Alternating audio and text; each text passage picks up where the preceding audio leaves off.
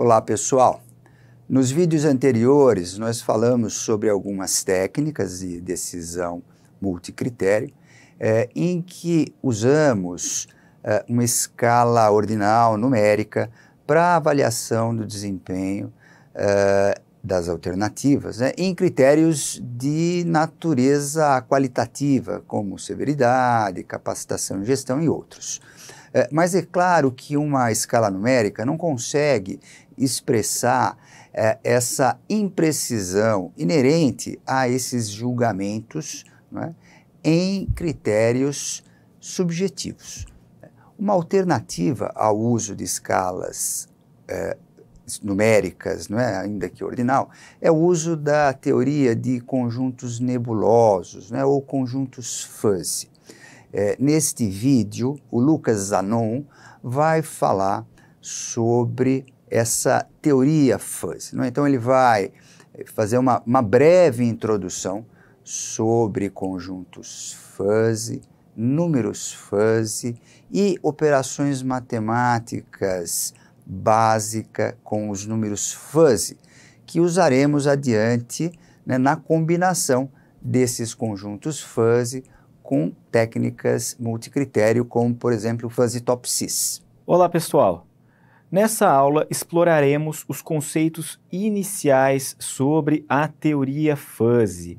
Nós teremos então dois vídeos. Essa aqui é a parte 1 do vídeo, em que abordaremos então uma introdução a esse conceito com vários exemplos, e na parte 2 exploraremos um pouco da aritmética e matemática fuzzy. Pessoal, o ponto de partida da construção do conhecimento sobre a teoria fuzzy é exatamente o fato de que o cérebro humano processa informações inexatas de forma direta.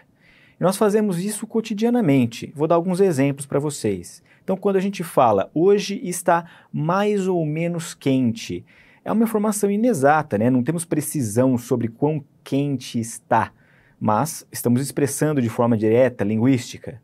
O show é meio caro. A mesma coisa.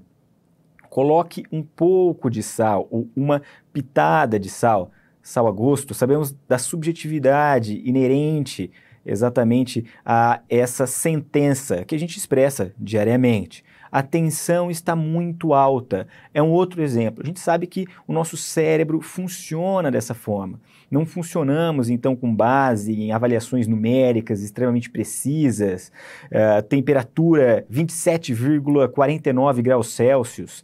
A gente expressa exatamente o nosso conhecimento, a nossa percepção humana dessa forma inexata e subjetiva. Então, essa incerteza se apresenta em como a gente expressa matematicamente um valor linguístico, que é subjetivo. Como a gente transforma esse valor linguístico subjetivo em algo exato, né? Mais ou menos quente? Como que isso vira, por exemplo, uma temperatura?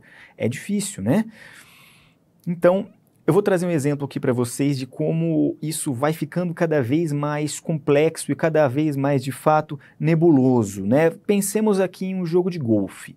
Então, no jogo de golfe, exatamente, o jogador ele tem que jogar a bolinha em distâncias variadas, né? E a gente pode definir essa distância de mira como muito perto.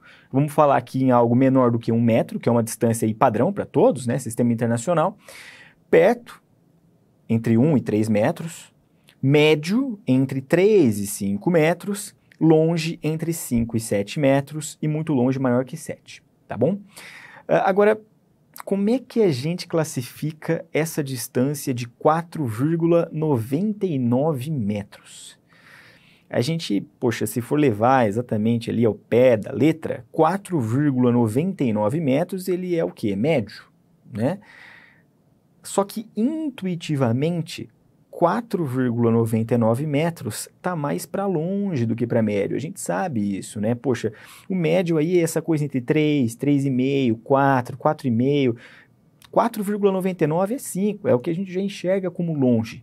Mas, matematicamente, né, nessas funções aí que a gente definiu, muito perto, perto, médio, longe, muito longe, não tem choro. A gente tem que classificar exatamente essa distância de 4,99 como médio, apesar de intuitivamente, na nossa mente, no nosso cérebro, na nossa percepção e processamento da realidade humanas, a gente sabe que 4,99 é muito mais considerado longe do que médio. Perfeito? E até trago essa discussão aqui, quase numa forma de anedota para vocês, sobre a diferença entre precisão e significância no mundo real. Né? Imaginem então que um peso está caindo sobre esse indivíduo, e aí o outro indivíduo que está observando, ele precisa fazer o aviso.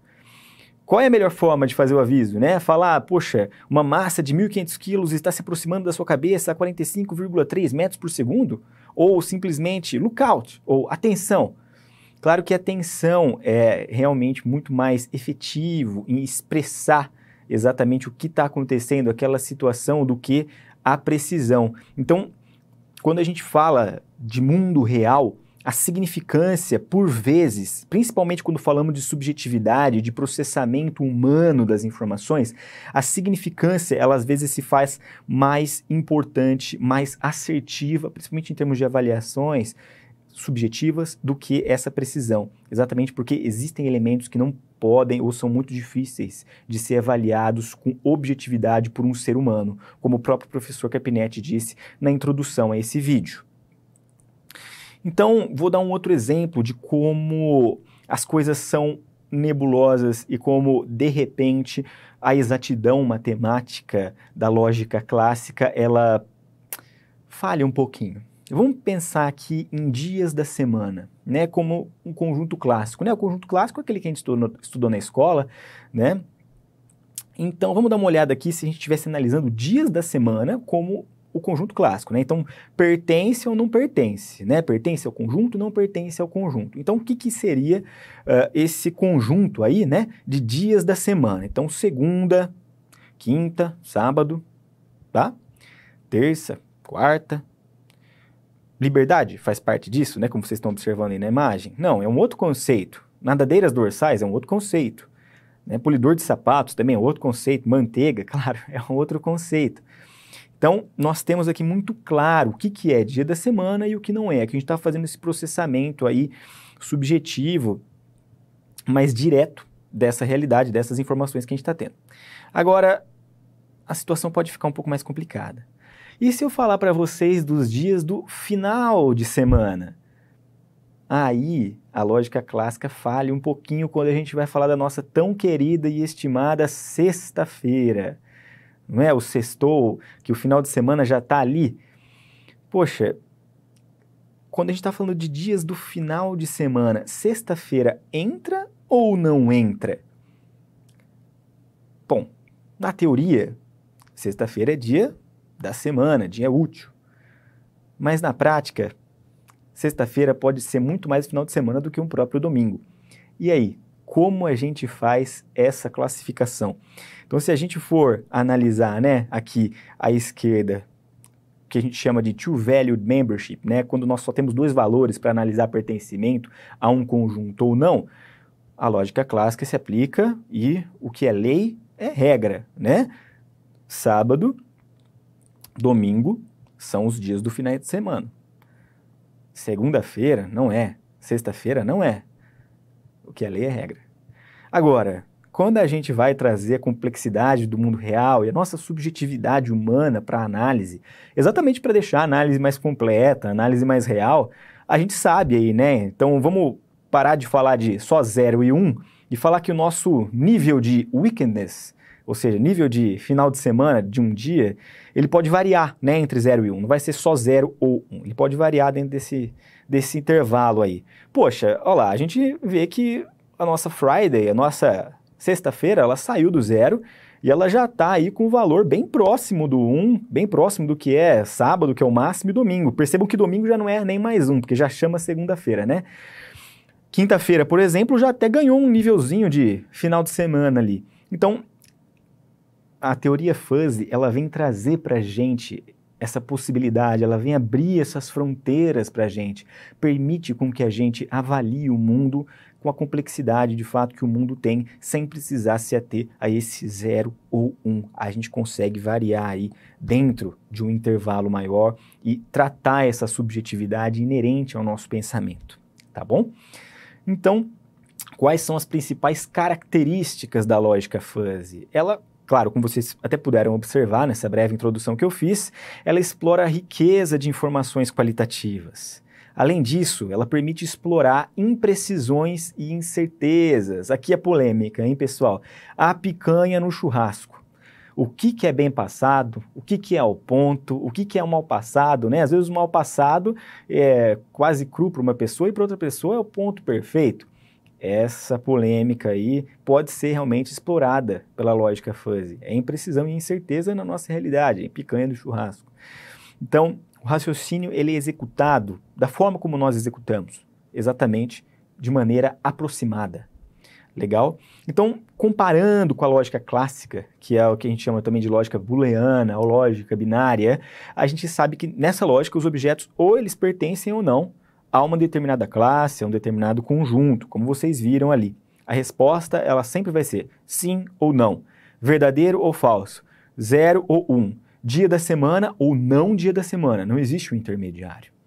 Então, vamos considerar aqui esse conceito de velocidade alta, tá bom? Então, dê uma olhada aqui nessa função que eu estou mostrando para vocês, essa funçãozinha. O que ela mostra aí para a gente? Bom, ela mostra que se a velocidade estiver entre 100 e 140 km por hora, nós temos exatamente uma velocidade caracterizada como alta. Então, meu gráfico me retorna, minha função me retorna 1. Caso contrário, 0. Percebam, 0 ou 1. Entre 100 e 140, velocidade alta. Fora disso, não vai se caracterizar dessa forma. Perfeito? De novo, nos extremos. E se eu tiver uma velocidade de 99,9999 km por hora? Bom, a lógica clássica, como vocês podem observar na função, não está escrito ali 99,9999. Está escrito ali 100. Então, para a lógica clássica, não é velocidade alta, né? A gente percebe aqui que a imprecisão e essa incerteza do mundo real acabam restringindo a aplicação da lógica clássica nos problemas do dia a dia. Então, surge o que foi formalizado como princípio da incompatibilidade de Zadé. O que fala esse princípio? Que à medida que a complexidade de um sistema aumenta, então a habilidade para fazer informações precisas sobre esse sistema diminui. Poxa, olhem os sistemas que nós estudamos até agora, né? Estudamos aí a aplicação de técnicas multicritério na seleção de modais, em seleção de fornecedores, seleção de projetos, na priorização de modos de desperdício e Lean Office. Essas são realmente características de sistemas complexos, são sistemas caracterizados como complexos. Então, quanto mais complexos são, o princípio de incompatibilidade de Zadé diz para a gente que a habilidade da gente fazer afirmações precisas diminui. Então, a lógica clássica ela acaba se restringindo um pouco, como o próprio Carpinetti, novamente trazendo ele aqui, afirmou no começo, na introdução desse vídeo. Portanto, a gente fica com esse problema, né, de que ou vamos ter o pertencimento total naquele conjunto caracterizado ou o pertencimento de 0, né? Então, realmente, a gente falou aí da velocidade alta, né? A gente pode falar, claro, de outros atributos, como velocidade baixa, o peso, algum outro atributo de desempenho, perfeito? Então, aqui a gente tem exatamente isso, ali, ó, conjunto baixo, vocês estão observando em azul, né? Essa velocidade entre 0 e 30.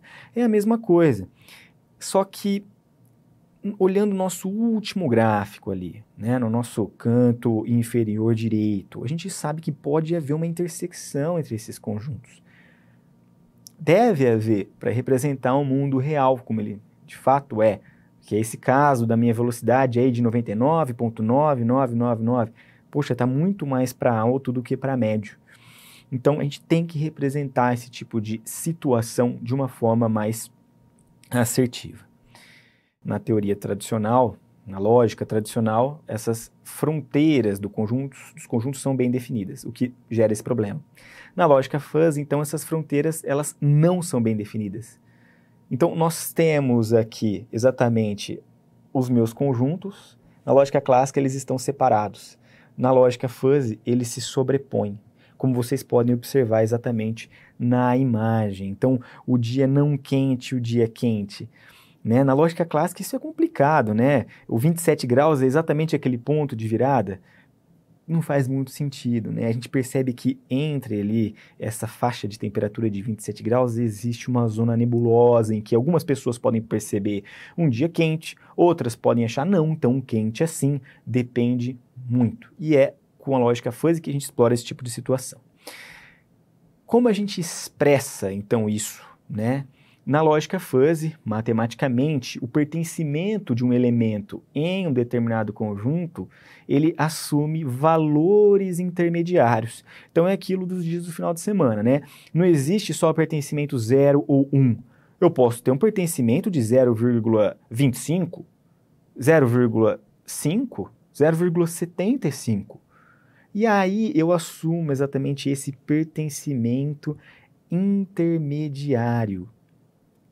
Mais do que isso, mais do que somente um pertencimento intermediário. O que é representado aqui, esse pertencimento intermediário nos gráficos? Né? Exatamente a linha que vai gradativamente, né? Ela vai fazendo assim, ela vai descendo gradativamente. Olha ali no conjunto baixo, né? Nós temos 1 e depois gradativamente vai indo para o 0. Não existe algo que realmente se encerre ali de forma abrupta.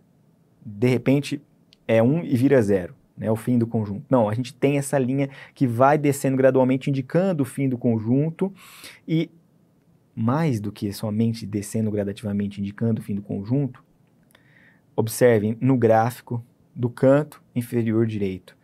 Nós temos conjuntos, esse conjunto baixo e o conjunto médio, por exemplo, se sobrepondo exatamente nessa intersecção das linhas inclinadas, que é quando esse pertencimento vai permitindo os valores intermediários. A sobreposição de conjuntos representa, modela exatamente essa situação do dia quente, não quente. Perfeito? O que é quente para um pode ser não quente para outro. A velocidade que ela já está ali de média para alta, passando muito de média para alta, é o que vocês podem observar ali na intersecção do médio com alto. Então, qual que é o grande diferencial dos conjuntos fuzzy, da teoria fuzzy? É que um resultado pode pertencer a dois conjuntos com diferentes níveis, exatamente, de pertencimento. Pode pertencer tanto ao conjunto médio quanto ao conjunto alto. Então, essa velocidade aí de 99,9999, ela pode pertencer mais ao conjunto alto, tá? Com um nível aí de 0,75 ao conjunto alto, mas também pertence ao conjunto médio, 0,25, porque ela está nessa zona de intersecção, nessa zona nebulosa, em que realmente a gente está passando de uma classificação para outra, de uma percepção para outra, quando a gente realmente se aproxima desses 100 km por hora. Então é bastante interessante a gente notar essa possibilidade, né? Quando a gente tem a linha inclinada, então de um elemento que está exatamente nesse intervalo pertencer ao conjunto em questão com um grau de pertencimento, um nível de pertencimento que não é nem 0 nem 1, é algo intermediário. E essa é a grande base, o grande ponto de partida da teoria fuzzy. É assim que a gente vai representar subjetividade, é assim que a gente vai representar incerteza. Percebam como fica tranquilo representar incerteza dessa forma? A gente simplesmente consegue classificar, então, né, um resultado, um elemento, a dois conjuntos ao mesmo tempo, com diferentes níveis de pertencimento. Estou conseguindo até expressar o quanto ele pertence a cada um, pertencendo realmente aos dois ao mesmo tempo. Muito interessante, não é mesmo? Essa é realmente o grande ponto de partida da lógica fuzzy, da teoria fuzzy. Legal? Então, quando a gente fala aqui da lógica clássica, a gente sabe que pertence ou não pertence. E aí os paradoxos, né, essa questão do 99,999, acabam realmente fazendo a gente questionar um pouco a usabilidade da lógica clássica em situações complexas. vem, portanto, a lógica fuzzy, que diz pra gente que objetos podem pertencer mais ou menos a uma determinada classe. E eu quero deixar bem claro aqui, não podemos confundir com probabilidade. Vou elaborar um pouco mais para frente essa questão, tá bom? Quando a gente expande a lógica fuzzy e usa ela aí realmente para modelar uma situação real, a gente fala de sistemas fuzzy. Então observem esse último gráfico aí. Ele expressa realmente os diferentes níveis de velocidade que podemos ter. Tem velocidade muito baixa ali, 0 a 60, né?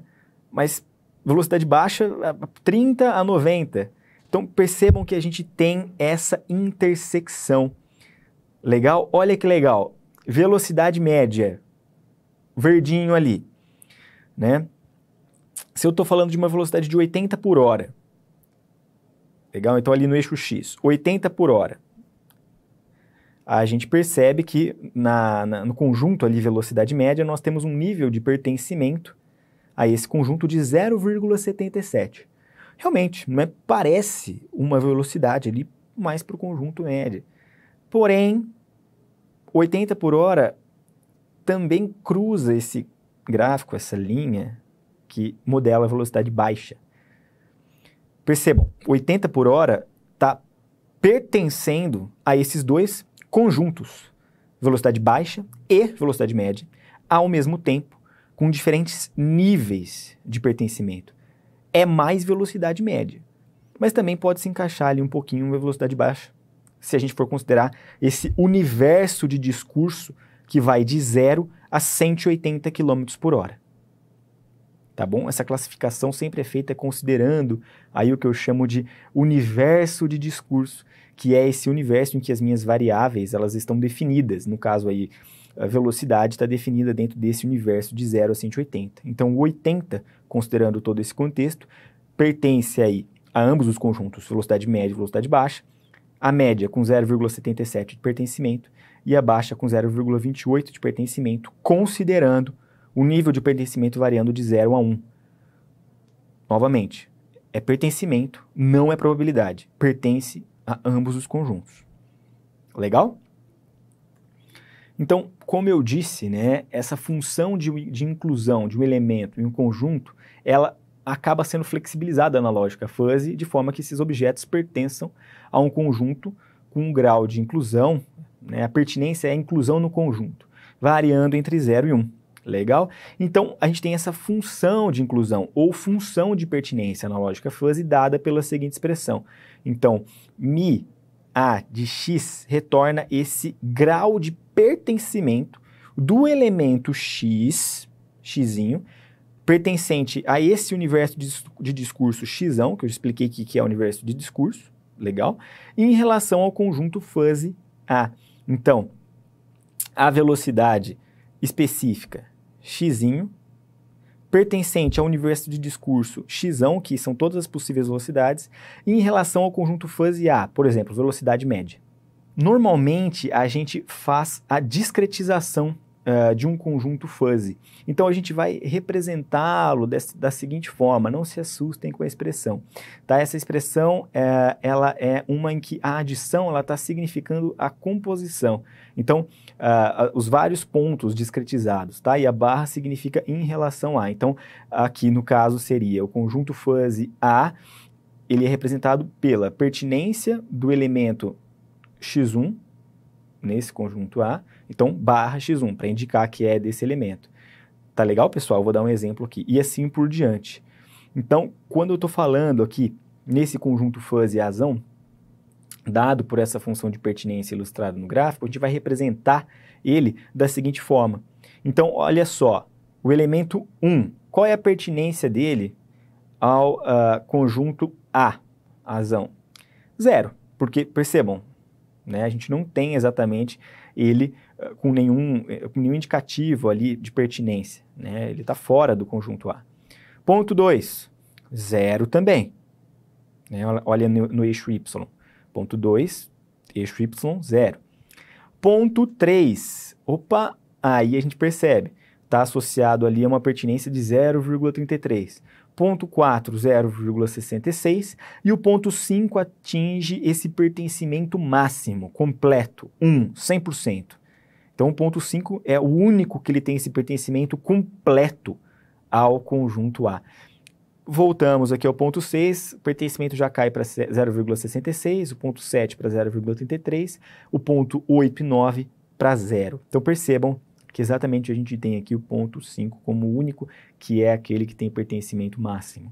E a gente expressa, então, esse conjunto fuzzy, né, que seria complicado sempre ficar desenhando o triângulo e as linhas associando dessa forma, a gente expressa ele matematicamente de forma discretizada por meio desse somatório representativo que vocês estão observando aí. Maravilha? Então, dando um exemplo aqui, né, da nossa velocidade alta. Então, consideremos esse conjunto fuzzy que define o conceito de velocidade alta e os graus de inclusão. Tá? Vamos lá. Qual é o grau de inclusão de velocidade 80 km por hora no conjunto de velocidade alta? Vamos observar esse conjunto fuzzy. Poxa, 80 km por hora, 0. 95 km por hora no conjunto de velocidade alta, 0,35. Então percebam, né, que não é assim, algo que realmente a gente pode considerar absolutamente como velocidade alta. Meio nebuloso. 110 km por hora. Ali, 0,76, legal, né? A partir de 125 km por hora, aí nós já consideramos realmente como absolutamente uma velocidade alta, sem nenhum tipo de questionamento, tá? 125, 140 km por hora. Maravilha? Reforçando a questão aqui que eu acho muito importante para a gente amarrar esse nosso vídeo introdutório. Grau de pertinência não é probabilidade. Perfeito? Vamos considerar essa afirmação aqui. Mário tem 1,7 metros de altura. Mário é alto? Aqui a gente não tem uma incerteza probabilística, né? A gente tem a segurança da altura de Mário, ela foi medida. Entretanto, como responder essa pergunta? Esse termo linguístico alto, ele é muito vago, ele não é exato, ele é muito relativo, na verdade.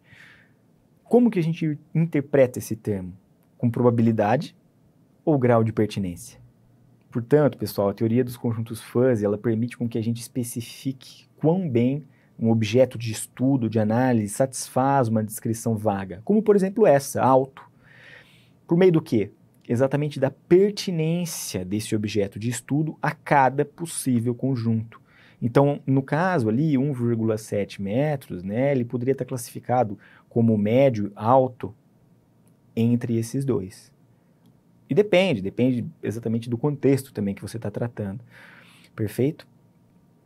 Então, mais um exemplo para a gente fazer essa diferenciação e finalizar essa nossa primeira parte. Grau de pertinência versus probabilidade. Qual alternativa parece melhor para vocês? Qual alternativa você escolheria? Alternativa 1, uma garrafa de água. Estamos falando de água. Uma garrafa de água com 0,98 de probabilidade de ser potável. Ela tem 98% de probabilidade de ser potável. Ou uma garrafa de água com 0,98 de grau de pertinência ao conjunto potável. O que você escolheria?